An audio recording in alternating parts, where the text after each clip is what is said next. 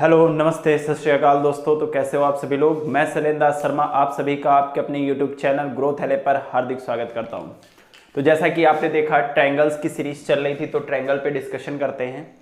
तो ट्रायंगल में हमने ये पढ़ा, हम बात कर रहे थे सिमिलैरिटी के ऊपर। तो हमने प्रीवियस वीडियो में सिमिलैरिटी पे बात की कि दो फिगर सिमिलर कब हो सकते हैं। हमने सिर्फ ट्रायंगल पे बात नहीं की, कोई भी पॉलीगन हो वो सिमिलर कब होगा, जब उसके करेस्पॉन्डिंग एंगल्स इक्वल होंगे और करेस्पॉन्डिंग साइड्स का रेशियो क्या होगा, इक्वल होगा। इतना तो अब अगर जिन्होंने वीडियो देखा होगा इतना तो उनको रट गया होगा, इतनी बार इसके बारे में डिस्कशन हो गया है कि आप लोग बहुत अच्छे से इस बारे में जान गए होंगे।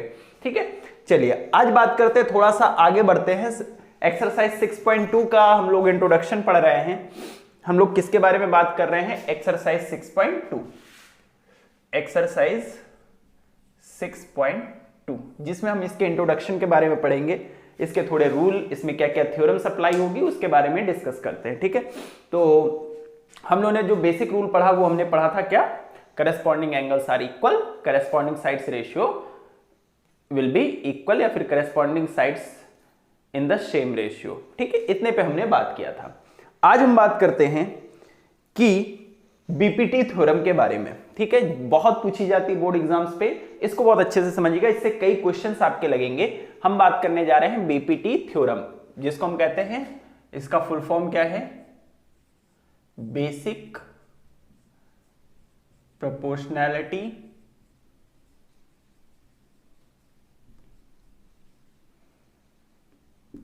Basic proportionality theorem.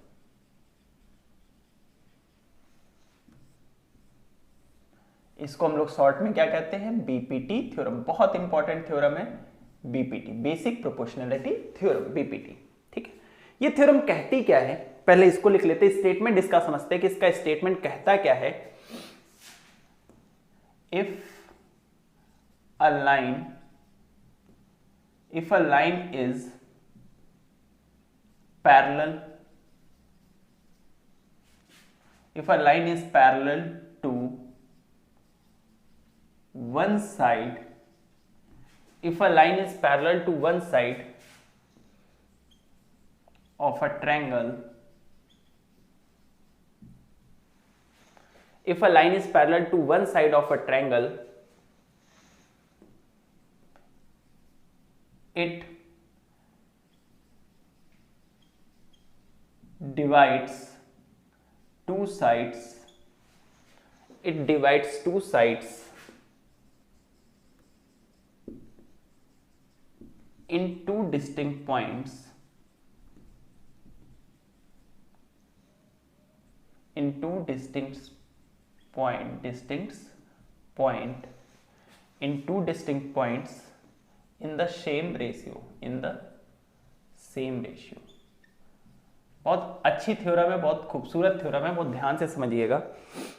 क्या कह रहा है? If a line is parallel to one side of a triangle, अगर कोई लाइन किसी एक ट्रायंगल की किसी भी साइड के पैरेलल है, it divides two sides in two distinct points. तो वो जो पैरेलल लाइन है वो ट्रायंगल की टू साइड्स को दो पॉइंट पर इंटरसेक्ट करती है इन the same ratio, equal ratio में उसको क्या करती है? डिवाइड करती है। अब बात को बहुत ध्यान से समझिएगा, अभी हम फिगर बनाएंगे तो आपको थ्योरम का मतलब समझ में आएगा।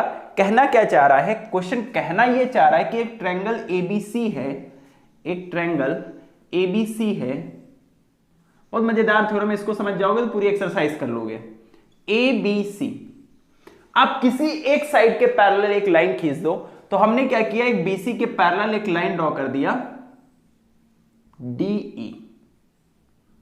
ठीक, ये दोनों क्या हैं? पैरेलल हैं। ये एरो का साइन क्या दिखा रहा है कि ये दोनों लाइनें क्या हैं?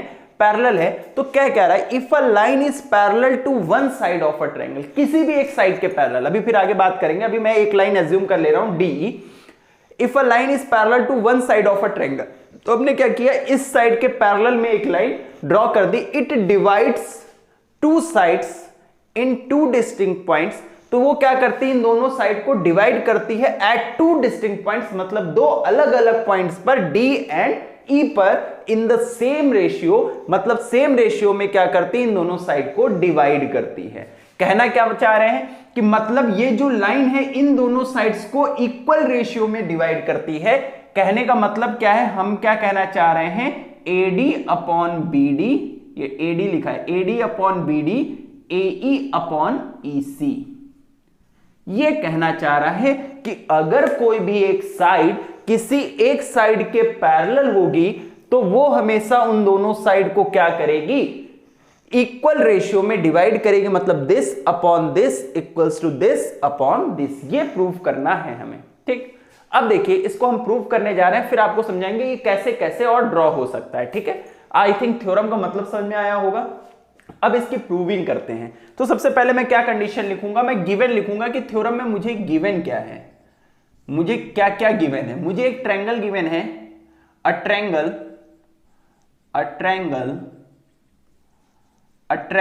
ABC, हमें एक ट्रायंगल गिवन है ABC, ठीक, इन विच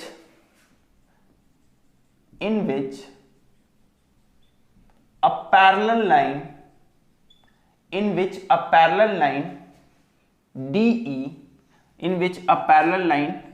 DE to BC।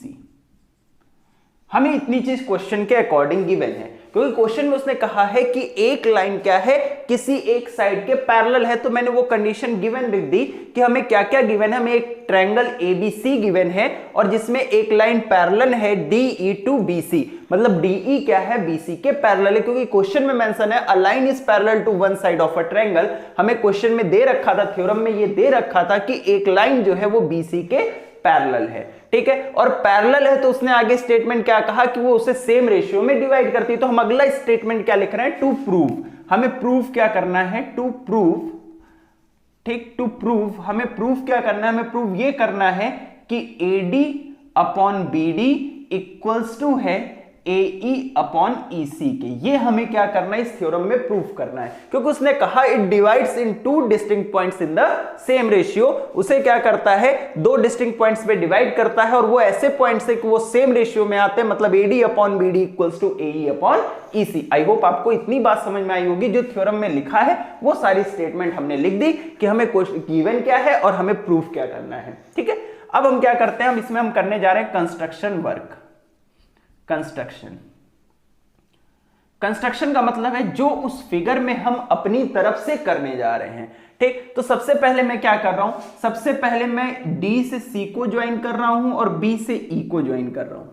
ठीक, तो ये मैंने कंस्ट्रक्शन अपनी तरफ से ये वर्क किया, तो ये मैं कंस्ट्रक्शन में लिखूंगा। मैं क्या लिखूंगा, ज्वाइन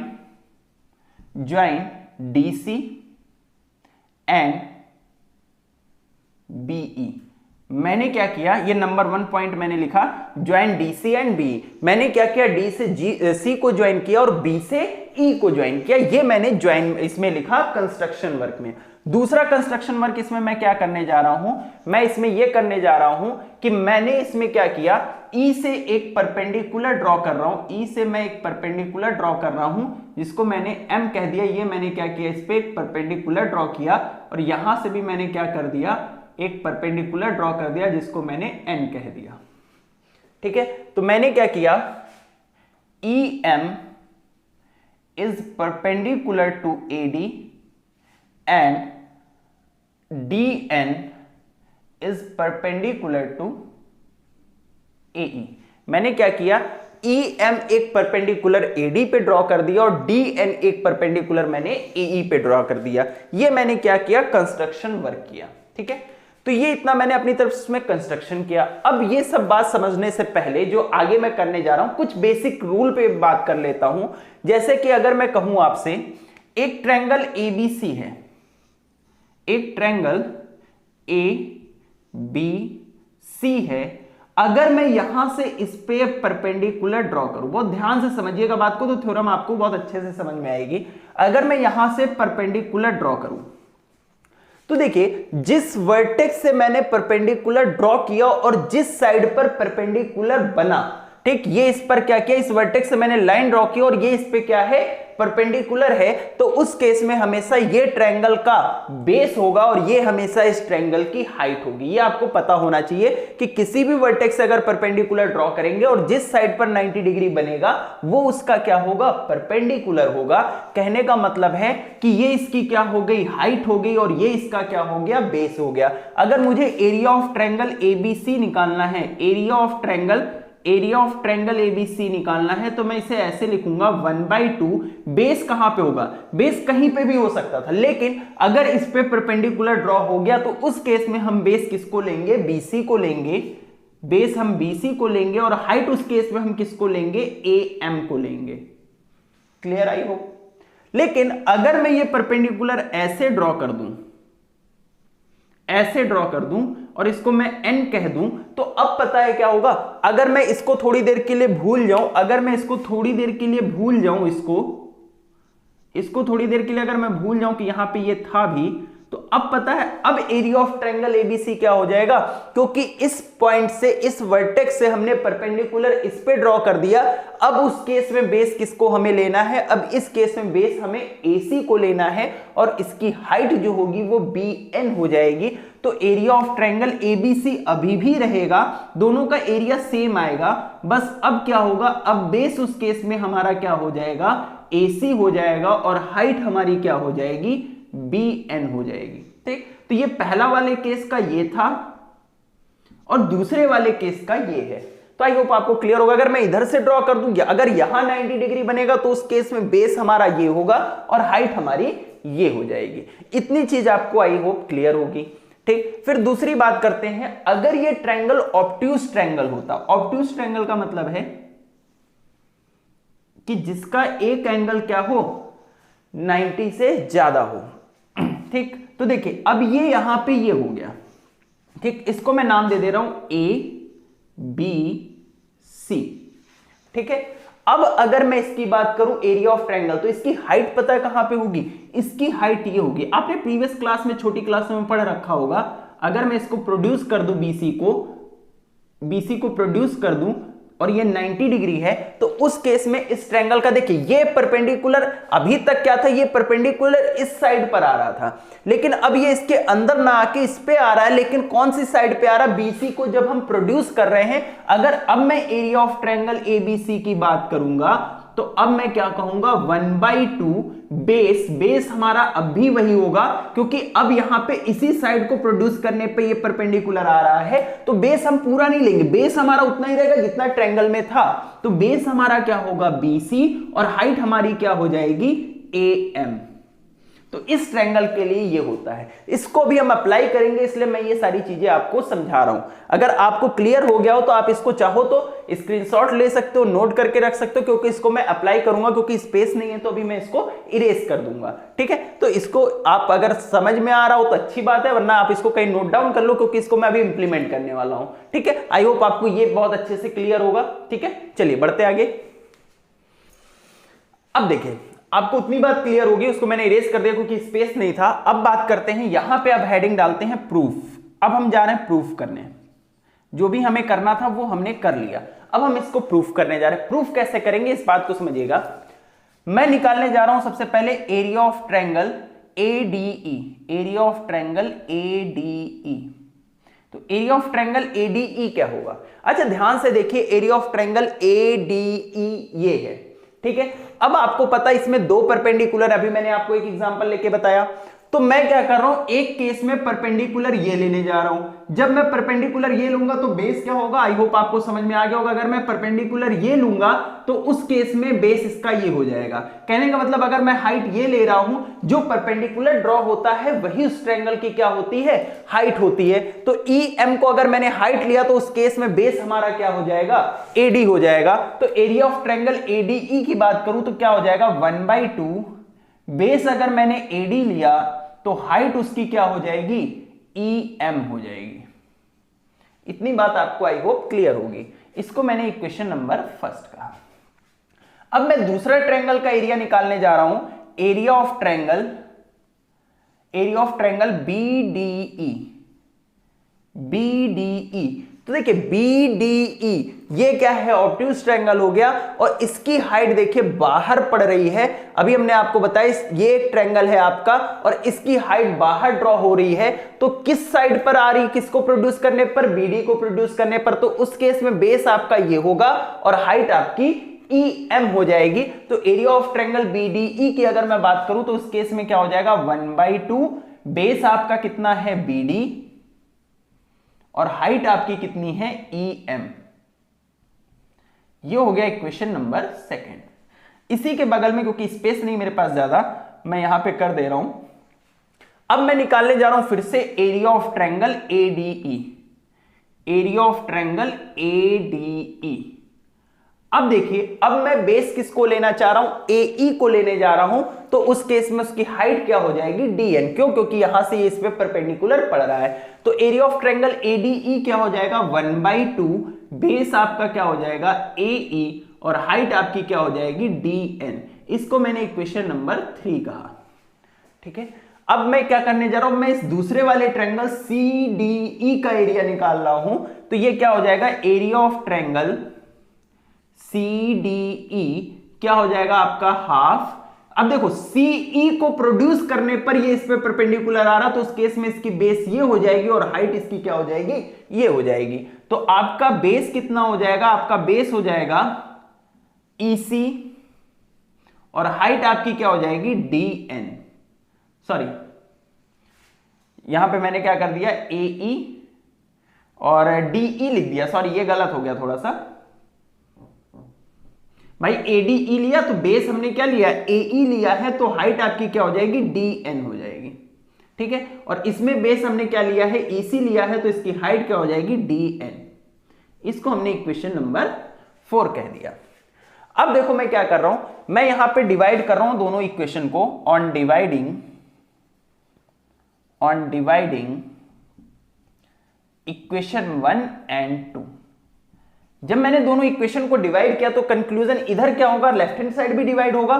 तो हमें क्या मिला, area of triangle ADE upon area of triangle BDE equals to, ADE की वैल्यू क्या है 1/2 AD इंटू EM अपॉन, अगर मैं इस BDE के एरिया की बात करूं तो ये क्या हो जाएगा 1/2 BD इंटू EM। अब आप ध्यान से देखो तो यहां पे हाफ से हाफ क्या हो जाएगा, कैंसिल हो जाएगा, और EM से EM क्या हो जाएगा, कैंसिल आउट हो जाएगा। ठीक, तो आपके पास क्या बचा, AD अपॉन BN। ठीक, अब यहां पे आप देखो, यहां पे मैं क्या कर रहा हूं, ऑन डिवाइडिंग इक्वेशन 3 एंड 4, 3 और 4 को मैं क्या कर रहा हूं, डिवाइड कर रहा हूं। तो क्या बनेगा आपका, area of triangle ADE upon area of triangle CDE equals to 1/2, इसकी वैल्यू ये है तो यहां पे लिख दे रहा हूं AE into DN upon area of triangle CDE कितना है 1/2 EC इंटू DN।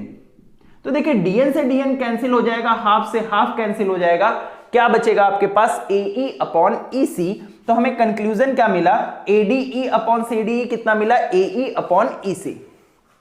अगर मैं इसको इक्वेशन नंबर, इस पूरे स्टेटमेंट को अगर ध्यान से देखूं तो देखिए, मैं थोड़ा सा आपको फिर से क्लास 9th पे लेके चल रहा हूं। आपने पढ़ा है theorem, when two triangles are on the same base and same parallel lines then the area of both triangle will be equal। आपने ये पढ़ रखा है, मैं यहां पे थोड़ा समझाता हूं आपको कि मान लीजिए एक ट्रायंगल ये है और एक दूसरा ट्रायंगल आपका ये है। अगर ABC एक ट्रायंगल है और दूसरा ट्रायंगल आपका क्या है, ADC है। ठीक, ये देखो अगर मैं इसको कहूं कि ये एक पैरेलल लाइन है, ये एक पैरेलल लाइन है, तो देखो एक ट्रायंगल ADC है और एक ट्रायंगल ABC है, दोनों ट्रायंगल का बेस सेम है और दोनों सेम पैरेलल लाइंस पे होते हैं, तो दोनों ट्रायंगल का एरिया क्या होता है, इक्वल होता है। कहने का मतलब area of triangle ADC equals to क्या होता है, एरिया ऑफ ट्रायंगल ABC। ये क्लास 9th में हमने थ्योरम पढ़ी है। ठीक है, तो यहां पे आप ध्यान से देखो, ये दोनों लाइनें क्या हैं, पैरेलल हैं, तो अगर मैं आपको दिखाना चाहूं, मैं आपसे कहना चाह रहा हूं कि अगर आप इस ट्रायंगल को ध्यान से देखो, इस ट्रायंगल को, और एक दूसरा ट्रायंगल आप ये वाला ले लो, ये वाला, ये अगर ना दिख रहा हो तो देख लीजिएगा थोड़ा सा, ठीक, एक क्योंकि बहुत लाइट चल रहा है, एक ये वाला ट्रायंगल अगर आप ध्यान से देखो, ठीक, अगर आप दोनों ट्रायंगल को देखो, BDE और CDE दोनों का बेस DE है और ये दोनों लाइनें क्या हैं, पैरेलल है, तो दोनों ट्रायंगल सेम बेस और सेम पैरेलल लाइंस में है, तो दोनों ट्रायंगल का एरिया क्या हो जाएगा, इक्वल हो जाएगा। ठीक है, मैं इसको थोड़ा सा इरेज करता हूं, मैं इसको थोड़ा सा इरेज कर रहा हूं।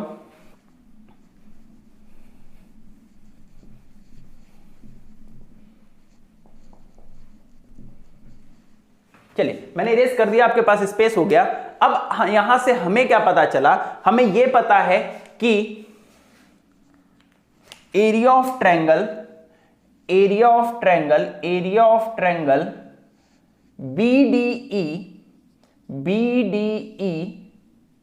इक्वल्स टू है एरिया ऑफ ट्रायंगल CDE के।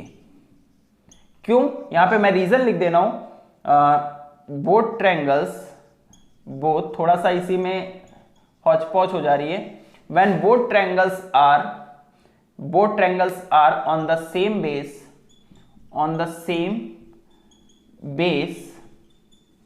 And same parallel lines and same, मैंने थ्योरम लिख ली कि किस थ्योरम से ये दोनों इक्वल होंगे। तो एक चीज देखिए, अगर आप लेफ्ट हैंड साइड में देखो, यहां पे देखो तो क्या है, एरिया ऑफ ट्रायंगल ADE है और यहां भी क्या है, एरिया ऑफ ट्रायंगल ADE है, लेकिन यहां पे BDE और यहां पे क्या है, CDE है। और अभी हमने कहा BDE और CDE क्या है, इक्वल है, कहने का मतलब ये और ये क्या है, इक्वल है, और यहां पे ADE है और यहां पे भी ADE है, तो कहने का मतलब ये हुआ, जब ये इसके इक्वल है और ये दोनों ऑलरेडी सेम है तो दोनों इक्वल ही हुए, तो इसका मतलब मैं ये कह सकता हूं LHS और RHS इक्वल होंगे। तो अब यहां पे देखो, मैं यहां पे कह रहा हूं, यहां पे थोड़ी सी जगह लेके मैं आपको समझाना चाहूंगा। यहां से मैं क्या कहना चाह रहा हूं, तो वी कैन से दैट किसके हिसाब से, इसके हिसाब से, कि अगर ये दोनों एरिया इक्वल हो गए, ये तो ऑलरेडी इक्वल है, तो ये दोनों एरिया भी क्या हो गए, इक्वल, इस स्टेटमेंट से। तो कहने का मतलब ये इसके इक्वल और ये ऑलरेडी सेम है, तो ये दोनों क्या होंगे, इक्वल होंगे। तो मैं यहां से कह सकता हूं area of triangle ADE upon area of triangle BDE equal हो जाएगा किसके, area of triangle ADE upon area of triangle CDE। अब सामने लिख दिया, अब आप ध्यान से देख लो, मैंने क्या कहा, ADE और ADE तो सेम है, देखो ADE तो सेम है, तो इसका एरिया जो रहेगा वो तो रहेगा ही। अब इसका और इसका एरिया इक्वल है, हमने इस स्टेटमेंट से प्रूव कर दिया, तो जब ये इक्वल है तो ये दोनों रेशियो क्या हो जाएंगे, इक्वल हो जाएंगे। अगर ऐसा है तो इन जो राइट हैंड साइड की वैल्यू वो भी तो इक्वल होगी फिर। तो ये ADE BDE किसके इक्वल है, AD अपॉन BN के। ये BN कहां से आ गया, AD अपॉन, यहां पे हमने EM काटा, BDE, तो यहां पे बेस, ये सॉरी ये BN नहीं था, ये BD था भाई। एरिया ऑफ ट्रायंगल BDE, तो बेस ये होगा और EM उसकी क्या होगी, हाइट होगी, तो यहां क्या लिखा है, BD लिखा है, ठीक है। तो यहां पे क्या हो जाएगा, AD upon BD equals to, यहां पे क्या है, AE upon EC, hence prove. यही तो हमें प्रूव करना था, तो यहां पे क्या हो जाएगा, हेंस प्रूव। तो आई होप आपको बीपीटी थ्योरम बहुत अच्छे से समझ में आई होगी। अगर यहां पे थोड़ी सी कंफ्यूजन रही होगी तो ये आगे जाके मैंने उसको करेक्शन कर दिया है, ठीक है। तो ये दोनों क्या होंगे, इक्वल होंगे। तो जब भी कोई साइड किसी अनदर साइड की अगर पैरेलल खींचेगी तो उसको हमेशा सेम रेशियो में डिवाइड करेगी। आपको कहीं पे भी मिल जाए, अगर कोई लाइन किसी के पैरेलल है किसी एक साइड के, तो वो उसको हमेशा सेम रेशियो में क्या करेगी, डिवाइड करेगी, ठीक है। तो इसका आपको स्क्रीनशॉट लेना हो, नोट करना हो, नोट कर लीजिए, उसके बाद आगे बढ़ते हैं। चलिए अब बात करते हैं, हमने पढ़ा बीपीटी थ्योरम, हमने अभी पढ़ी BPT theorem, basic proportionality theorem. तो हमने ये पढ़ा कि अगर एक ट्रायंगल एबीसी है, कोई भी एक ट्रायंगल है, अगर मैं उसको नेमिंग दे दे रहा हूं एबीसी, और अगर किसी एक साइड के पैरेलल एक लाइन ड्रॉ है डीई, तो क्या रूल बना कि अगर बेस के किसी एक साइड के पैरेलल एक लाइन ड्रॉ होगी तो उसको हमेशा सेम रेशियो में डिवाइड करेगी। तो इसको मैं क्या कह सकता हूं, AD upon BD equals to क्या होगा, AE अपॉन EC के। ठीक, पहला स्टेटमेंट ये। अगर मान लीजिए ये ट्रायंगल ऐसा होता, ABC, ठीक है, और यहां पे AC के पैरेलल अगर एक लाइन ड्रॉ होती, मान लीजिए इसको मैं यहां पे D कह दे रहा हूं और यहां पे इसको E कह दे रहा हूं, तो उस केस में क्या होगा कि ये रेशियो ये रेशियो और ये रेशियो क्या होंगे, इक्वल होंगे। कहने का मतलब क्या है, यहां से देखिए ये क्या होगा, BE upon EC, BE upon EC equals to BD upon DA, BD upon DA। और अगर ये ऐसे होता ABC और ये अगर इस साइड के पैरेलल ऐसे ड्रॉ होता DE, तो क्या होता, this upon this CE upon EB equals to CD upon DA। ठीक, तो ये इसकी पॉसिबिलिटी हो सकती है किसी भी एक साइड के अगर पैरेलल हो, क्योंकि वहां पे लिखा था if one side is parallel to another side, अगर किसी एक दूसरी साइड के पैरेलल है तो उस केस में ये ऐसे सॉल्व होगा। ठीक है, तो ये आई होप आप लोग समझ गए होंगे। चलिए बढ़ते हैं आगे।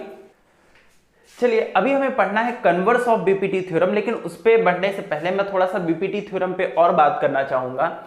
बीपीटी थ्योरम में हमने ये पढ़ा, सारे रूल यहीं पे समझ लीजिए बीपीटी थ्योरम के एक साथ। बीपीटी, तो बीपीटी में हमने ये पढ़ा कि अगर एक ट्रायंगल एबीसी है, अगर एक ट्रायंगल एबीसी है, ए बी सी, और ये डीई इसके क्या है, पैरेलल है, तो बीपीटी थ्योरम से हमने क्या पढ़ा, बीपीटी थ्योरम से हमने ये पढ़ा कि AD upon BD equals to AE upon EC. ये तो हमने पढ़ा कि अगर एक लाइन के पैरेलल एक लाइन ड्रॉ है तो उसको क्या करेगी, सेम रेशियो में डिवाइड करेगी। ठीक, हमने ये पढ़ा। अभी देखिए बीपीटी थ्योरम से मैं दो और कंक्लूजन प्रूफ करने जा रहा हूं। प्रूफ क्या करना है, बस थोड़ा सा है। देखिए AD upon BD equals to AE upon EC है। मैं क्या कर रहा हूं, on adding one both side, on adding one both side. तो देखिए ये क्या बन जाएगा, AD upon BD plus one, ठीक, equals to AE upon EC plus one. अगर कोई भी दो रेशियो या कोई भी दो नंबर आपस में इक्वल है, फॉर एग्जांपल अगर ये 2 और 2 इक्वल है, तो अगर मैं सेम नंबर अगर दोनों तरफ ऐड कर दूं तब भी वो आपस में क्या रहेंगे, इक्वल रहेंगे। आपको पता है तब भी ये 3 3। तो अगर दो नंबर आपस में इक्वल हैं और अगर मैं सेम नंबर दोनों में क्या कर दूं, ऐड कर दूं, तब भी वो दोनों आपस में क्या रहेंगे, इक्वल रहेंगे। ठीक है, तो यहां पे एलसीएम देखिए क्या आएगा, बीडी, ये बीडी इधर जाएगा तो ये क्या हो जाएगा, AD plus BD equals to, यहां पे मैंने 1 एज्यूम किया तो एलसीएम इसका क्या आएगा, ईसी, और ये ईसी इधर चला जाएगा तो ये क्या बन जाएगा, एई प्लस ईसी। अब देखिए एडी प्लस बीडी, अगर यहां पे आप देखिए एडी प्लस बीडी ये मिलके पूरा क्या बन जाएगा, एबी। तो एडी प्लस बीडी की जगह मैं क्या लिख सकता हूं, AB upon BD equals to AE plus EC. AE plus EC ये क्या बन जाएगा, एसी बन जाएगा। तो ये क्या हो जाएगा, एसी अपॉन ईसी। एक कंक्लूजन ये प्रूव हुआ। ठीक, ये फर्स्ट कंक्लूजन था। सेकंड कंक्लूजन हमारा क्या प्रूव करता हूं मैं, हमने पढ़ा बीपीटी थ्योरम से कि AD upon BD equals to क्या है, AE अपॉन EC।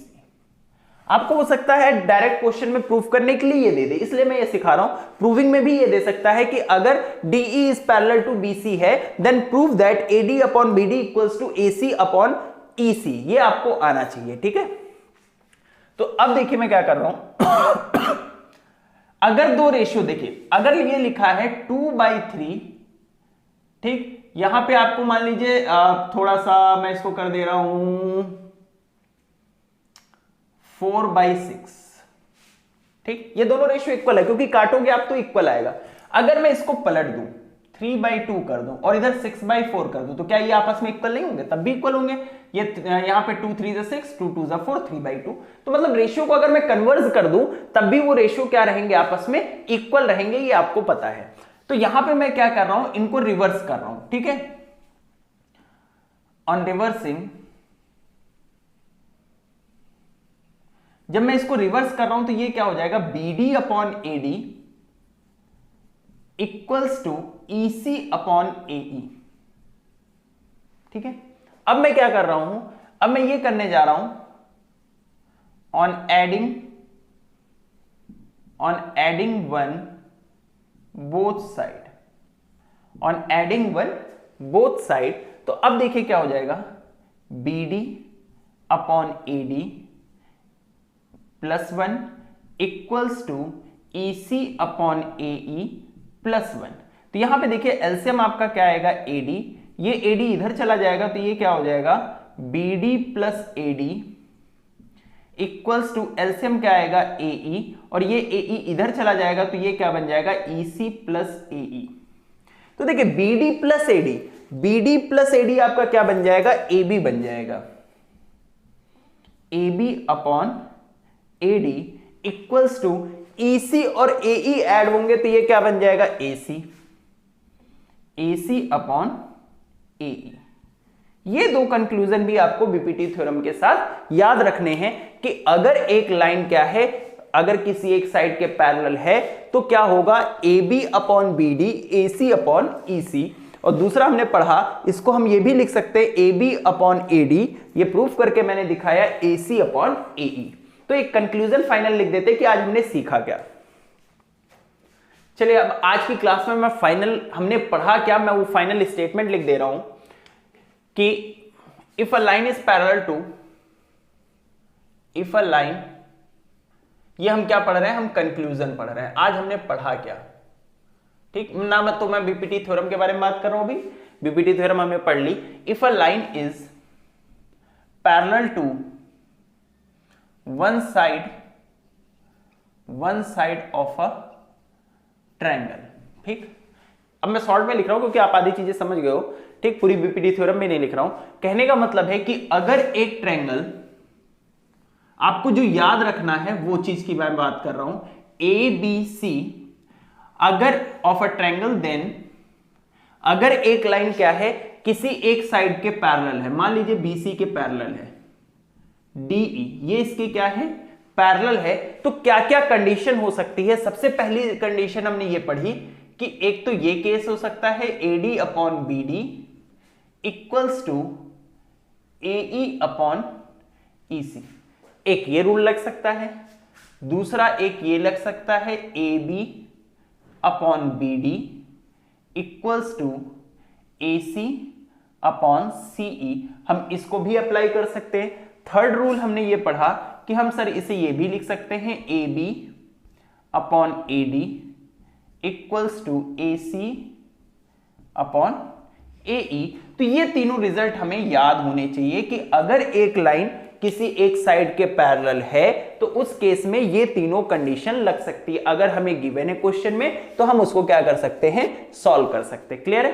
तो आज की क्लास को मैं यहीं पे रोकता हूं। आई होप आपको अच्छे से समझ में आया हो। अगर अच्छे से समझ में आया हो तो please like share and subscribe जरूर करें। ठीक है, आज के लिए इतना ही। Thank you so much, bye bye.